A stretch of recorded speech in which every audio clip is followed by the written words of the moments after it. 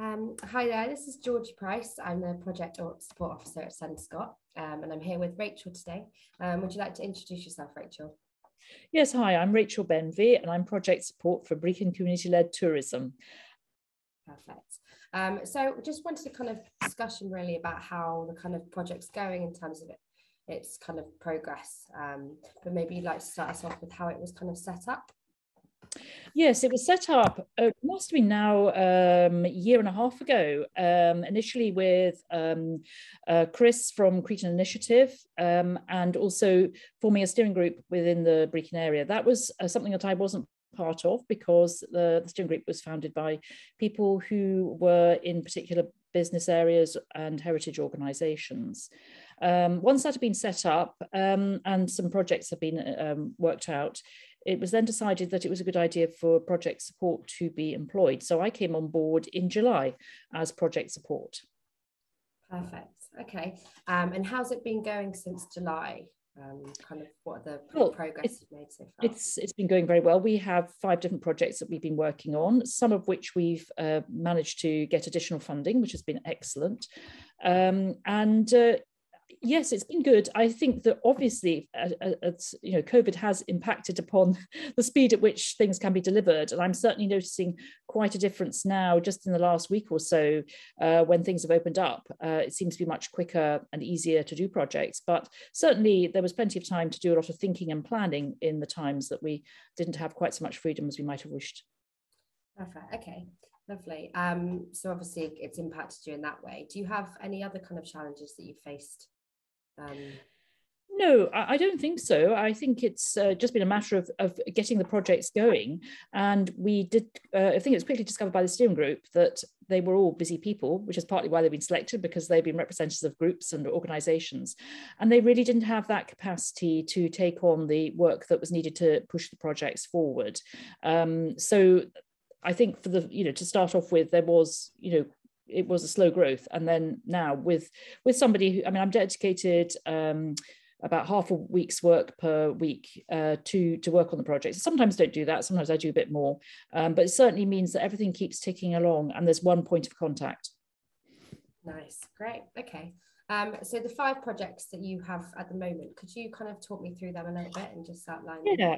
Now, the first are planters. We're calling it beautifying the town, or we actually have some banners where we pull up banners for any things we go to as an organisation. I'm actually trying to remember what I should have said on each of these, because that would probably be much easier. But the banners are, the planters are at each of the town entrances and also key points within the town itself. And we have bought these planters. We're going to be buying the plants. However, some organisations within the community have taken on the planters. They either are going to plant them up, or they're going to provide the compost and plants and plant them up. And they would be doing that for the foreseeable future. So we're really happy with that we've got garden centres and nurseries, and also floral art and one company who are involved. So that's very much a community project. It's not just us providing planters and deciding that's what we want to do. We actually had the floral art group approach us and say that they're really interested to take part. Right, okay. The second of the projects has been really exciting too. This has been it's called there's 2 projects. They both involve stonemasons. The first is called the Wolf, the Salmon and the Centre. And it is 3 Pictish style stones which have been commissioned for Brechin Community-Led Tourism by Maniki Rock Art. And these have actually been completed. It took them 3 months of work. That was David McGovern from Maniki Rock Art and 2 apprentices worked on these for just about 3 months. They are single-sided, unlike a normal Pictish stone, which would be double-sided, but they will be sited in 2 of Brechin's public parks with some interpretation. And they are essentially telling the story of Brechin as it was in the past, but to bring it up to the present, but using picture style elements. Those have been incredibly popular on Facebook, and we've had a big following for that. Very, very interesting to see that being worked on, and something that be a lasting legacy. The other project is something that we're just beginning to work on now, although it's been planned for a few months. It's called Brechin's Stories in Stone. I was at a primary school this morning chatting to the pupils, P6 pupils, who will be taking part in this. The idea is to, in celebration with Scotland's stories, Scotland's Year of Stories, which is 2022, of course, for to bring in or to immortalise, I suppose, some of Brechin's stories, both from the present and also from the past. So the P6s are visiting various key points in the town, the museum, the castle, and the cathedral, and they are drawing pictures. It's very much pictorial. They're drawing pictures that then can be transferred onto 6 pieces of sandstone, which will be carved by another local stonemason, and these will be sited around another of our 3 beautiful parks. Lovely, that sounds amazing. And what about the other 2? What are they? The other, well, in fact, there's those are just 2. We're refreshing the signposts. Okay. There are good heritage signposts which have become a little outdated and needed a lick of paint. And actually, the moment we decided we wanted to paint them, we suddenly found that somebody else in the council decided that they were going to repaint them. So that was actually really rather handy. So we didn't have to do that, but we were delighted to see the result. Yeah. And we're also refreshing a couple, well, in fact, it's 3 different double-sided panels, which were actually set up in the late 90s, which is absolutely amazing. They're still there, but they're literally set in stone. So the panels actually now are very faded and somewhat out of date. So that's something that is going to be redesigned and the text rewritten. And we also have a Pictish trail, because Angus is the heart of Pictland, one of the many hearts of Pictland. And we're using the opportunity to reprint the Pictish trail, which will incorporate our new Pictish style stones in. And the next project, and this is where I'm trying to remember all different projects, they always be out of my mind the moment I'm thinking of them, is a feasibility study for the Inch Park. The Inch is one of 3 beautiful parks in Brechin, and it has the old leisure centre. The leisure centre was moved up to the Brechin Community Campus 6 years ago, and this rather vast building has stood empty ever since. And there's been lots of ideas about what it could be used for. So we've engaged a company to do a feasibility study, and also obviously to do some research on what the local community want to do with it. So he's carrying out that research at the moment. And then the feasibility study to look at the Inch Park itself, which has an old 50s paddling pool, which everybody of a certain age thinks is one, because they all went and paddled it when they were little, but the community wished to do that because the Angus Council is now something that they can't do. So to get some ideas on that, and also for the rest of the park, and also the leisure centre itself. And another of our exciting projects is the employment of a local filmmaker who is going to make a promotional video for Brechin. He's been working away behind the scenes. He's been interviewing people. He's been trying to catch the weather when it's been good, and I'm hoping that he'll be able to get out now when the blossom is on the trees, because Brechin is very beautiful with all the cherry blossom, and that is something that we're really hoping that we can showcase. Brechin, we're going to divide it into lots of different small videos that can be used on social media, and also a longer one that just summarizes everything together. So he's speaking to local walkers, he's speaking to people, dog walkers, he's speaking to people from the community, from the football club, and many of the different elements that make up Brechin. Lovely. Wow, it's an exciting time, lots of different projects going on. So I was just, obviously the steering group was formed before you started. Yes. Could you talk to me a little bit about who makes up the steering group? The steering group consists of a representative from Angus Tourism Cooperative, which is the group that Brechin Community-Led Tourism sits under. So there's a representative, their support worker is on that. Then we have a representative from Brechin Community Council. We have a representative from the Harley Davidson group. Harley Davidson is a big celebration. There's various Harley Davidson events because Davidson was born just outside Brechin, and so there's a series of events have been for the last must be 10 years on Harley Davidson. So we have them represented. We also have an organisation called Bravo Brechin, who organise the Brechin pageant and other events throughout the year.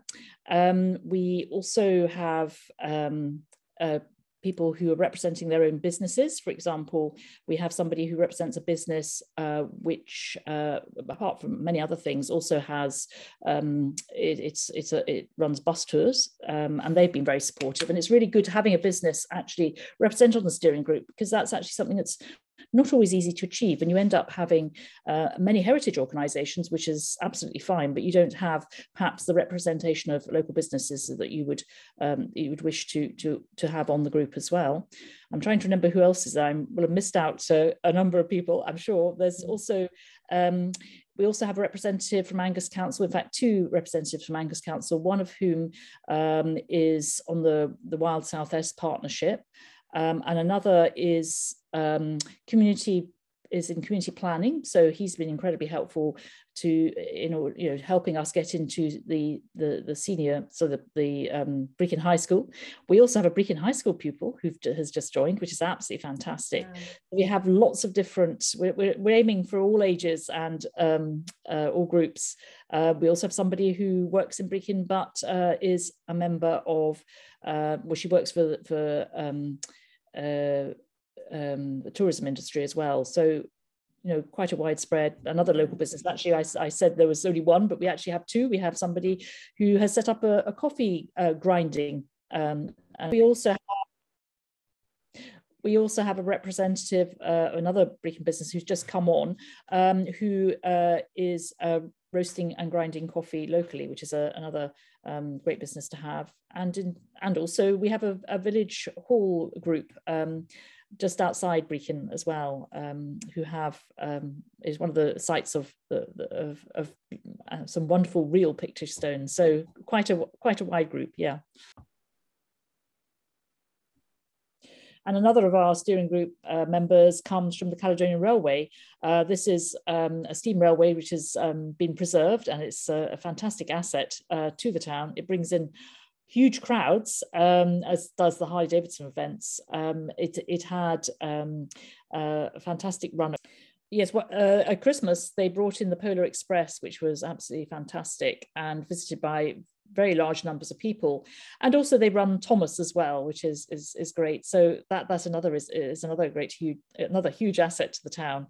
And they're also on the steering group. Great. Okay. Well, a real variety of people making up the steering group, it seems. Yep, absolutely. Yeah. That's great. So obviously the Pictish Stones is a huge success, and now that that's kind of been finished, and all the projects are a success, have you kind of felt that there's been any other wins as you've been doing this?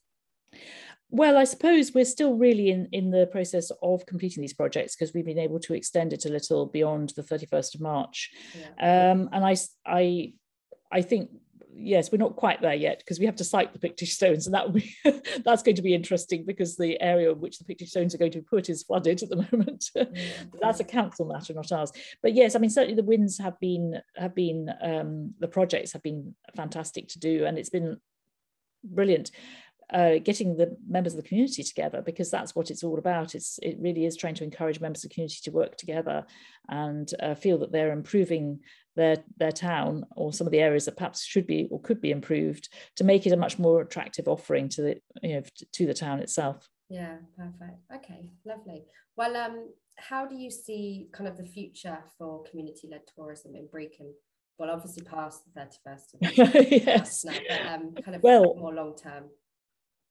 I think one of the things that I should mention at this stage is that about a month ago, we had our first engagement event, which we hadn't really had a chance to before.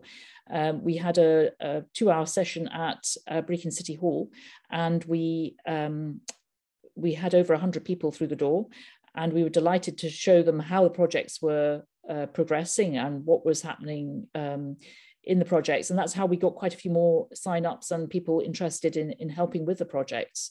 So I definitely think that engagement is really important, and it's been something that's been tricky to do, obviously, with COVID, because the only engagement that Chris Ward could do and the group, was to get hold of the steering group, to support the steering group, and then that was the only kind of engagement that we could do at that point, really to widen it out. So I believe now that we're beginning to get the community to take ownership of some of these. I'm particularly keen that this is not just something that happens once, that the planters will continue to be planted and they'll continue to be looking beautiful for years to come.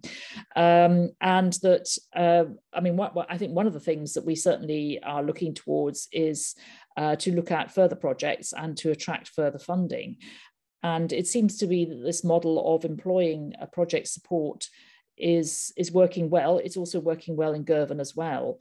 And it probably is the way forward, given that people are busy and they have lots of things that they're now doing now they're coming out of COVID. But I also would say that something that perhaps has helped is that COVID has not been a bad thing in some respects, although it's been a dreadful pandemic to go through, because it has almost pressed the restart button and people are beginning to come out fresh with fresh ideas and fresh thoughts and reinvent things. And I think that I'm seeing that happen in other organizations that I'm involved with. And I think that's going to be a real boost, real strength for community-led tourism in Brechin.